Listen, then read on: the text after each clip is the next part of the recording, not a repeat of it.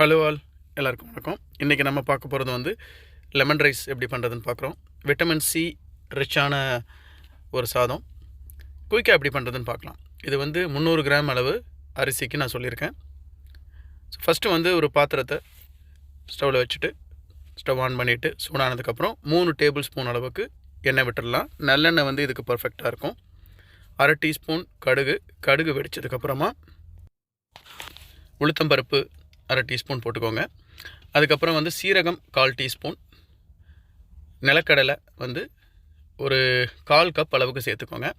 அப்புறம் பச்சை மிளகா வந்து ஒரு 3 பச்சை மிளகாவை நீல வாக்கில் கட் பண்ணி சேர்த்துருங்க. 4 கூட சேர்த்துக்கோங்க காரத்துக்கு ஏற்ற மாதிரி.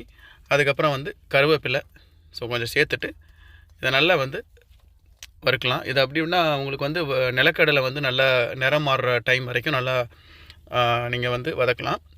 அதுக்கப்புறம் வந்து கொஞ்சமாக இஞ்சி பீஸ் ஒரு 1/2 இன்ச் அளவுக்கு இஞ்சி எடுத்து இஞ்சியை நல்லா துருவி இதில் சேர்த்துக்கலாம். நீங்கள் வந்து பச்சை மிளகாவையும் இஞ்சியும் அரைச்சி சேர்த்திங்கனாலும் அதுவும் ஒரு டேஸ்ட்டாக இருக்கும்.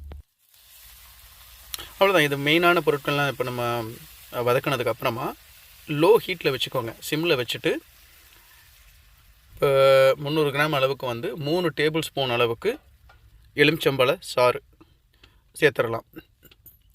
கொஞ்சம் புளிப்பாக வேணும்னா நீங்கள் 4 டேபிள் ஸ்பூன் அளவுக்கும் சேர்த்துக்கலாம். சேர்த்ததுக்கப்புறமா 1/4 டீஸ்பூன் அளவுக்கு மஞ்சள் தூள்,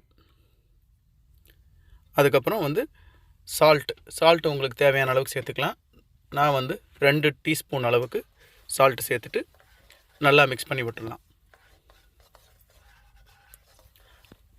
அதுக்கப்புறமா கொஞ்சமாக பெருங்காயம், ஒரு ஃப்ளேவர் எக்ஸ்ட்ரா ஒரு ஃப்ளேவருக்காக கொஞ்சமாக பெருங்காயம் ஒரு 1/4 டீஸ்பூன் அளவுக்கு பெருங்காயம் சேர்த்துட்டு மிக்ஸ் பண்ணிவிட்டு நீங்கள் ஸ்டவ் ஆஃப் பண்ணிடலாம்.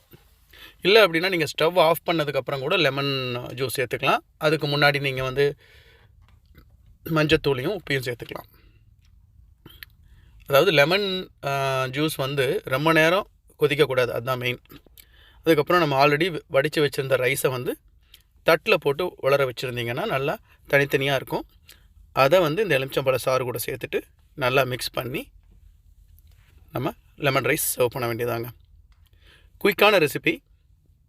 இதுக்கு மெயின் ஃப்ளேவரே பார்த்திங்கன்னா இந்த துருவி போட்ட அந்த இஞ்சி, அதுதான் மெயின் ஃப்ளேவர் ப்ரொஃபைல் கொடுக்கும், நல்லாயிருக்கும். இந்த ரெசிபி ட்ரை பண்ணி பாருங்கள். நம்ம அதில் சொன்ன மாதிரி விட்டமின் சி நிறையா இருக்குது. நல்ல கிட்ஸுக்கு எல்லாருக்குமே பிடிக்கக்கூடிய ஒரு ரெசிபியாக இருக்கும். இந்த ரெசிபியை ட்ரை பண்ணிவிட்டு எப்படி வந்திருக்குன்ட்டு சொல்லுங்கள். லைக் பண்ணுங்கள், ஷேர் பண்ணுங்கள், கமெண்ட் பண்ணுங்கள். Thanks for watching the video. Happy cooking.